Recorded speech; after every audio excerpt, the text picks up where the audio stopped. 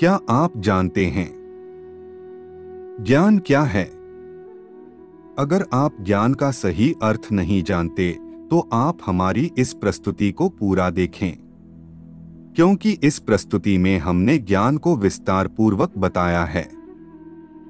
इस प्रस्तुति में आप ज्ञान का अर्थ, परिभाषा, प्रकार और महत्व जानेंगे। कृपया वीडियो को अंत तक देखें और चैनल को सब्सक्राइब अवश्य करें। अधिक समय न लेते हुए आरंभ करते हैं।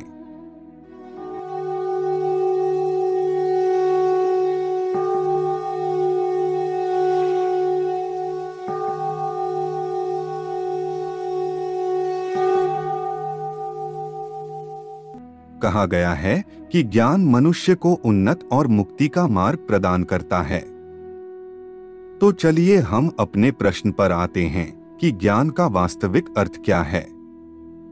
कई लोगों ने ज्ञान के अर्थ और परिभाषा को भिन्न भिन्न रूपों में बताया है। तो चलिए सबसे पहले जानते हैं कि ज्ञान क्या है। इससे पहले हम आपको एक कथा सुनाते हैं जिससे आपको ज्ञान का वास्तविक महत्व पता चलेगा। एक संत गंगा किनारे आश्रम में रहकर शिष्यों को पढ़ाते थे। एक दिन उन्होंने रात होते ही अपने एक शिष्य को पुस्तक देकर कहा, इसे अंदर जाकर मेरे तख्त पर रखाओ। शिष्य पुस्तक लेकर लौट आया तथा कांपते हुए कहा, गुरुदेव, तख्त के पास तो सांप है। संत ने कहा, तुम फिर से अंदर जाओ और नमः शिवाय मंत्र का जाप करना, सांप भाग जाएगा। शिष्य फिर अंदर गया, उसने मंत्र का जाप किया। उसने देखा कि काला सांप वहीं है। वह फिर डरते डरते लौट आया। अब गुरुदेव ने कहा, वत्स, इस बार तुम दीपक हाथ में लेकर जाओ। सांप दीपक के प्रकाश से डरकर भाग जाएगा। छात्र दीपक लेकर अंदर पहुंचा तो प्रकाश में उसने देखा कि वह सांप नहीं, रस्सी का टुकड़ा था। अंधकार के कारण उसे सांप दिखाई दे रहा था। संत जी को जब उसने रस्सी होने की बात बताई तो वे मुस्कुराकर बोले, वत्स, संसार गहन भ्रमजाल का नाम है। ज्ञान के प्रकाश से ही इस भ्रमजाल को काटा जा सकता है। अज्ञानतावश ही हम बहुत से भ्रम पाल लेते हैं। उन्हें दूर करने के लिए हमेशा ज्ञानरूपी दीपक का सहारा लेना चाहिए। ज्ञान ही कर्मों का कारण है। बिना ज्ञान के कोई कर्म नहीं हो सकता। जिसका जैसा ज्ञान होगा वैसे ही उसके कर्म होंगे। उच्च ज्ञान से ही उच्च कर्म होते हैं। कर्म तो ज्ञान का ही अनुसरण करता है। कर्म छाया की भांति ज्ञान के पीछे पीछे चलते हैं। शरीर में जो क्रिया होती है वह ईश्वर की प्राण शक्ति से ही संभव है, किंतु कर्म तो ज्ञान से होते हैं।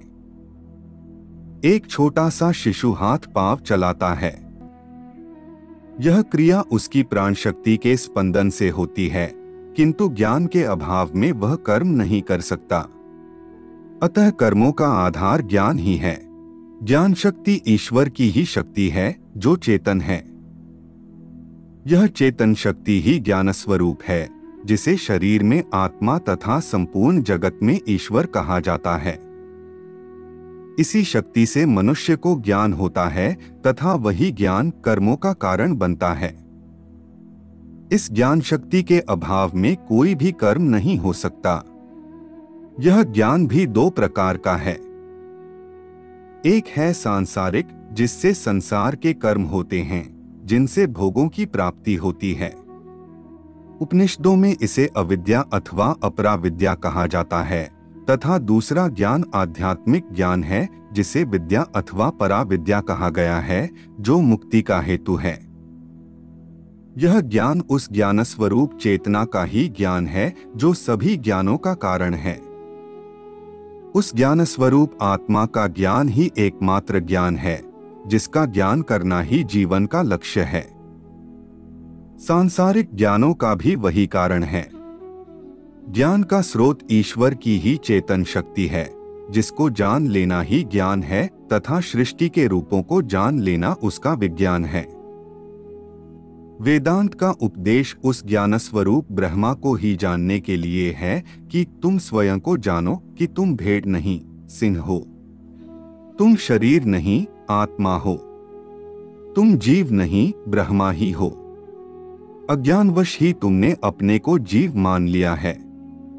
इस अज्ञान को छोड़ो और तुम मुक्त हो, ऐसा चरम उपदेश कोई ज्ञानी ही दे सकता है।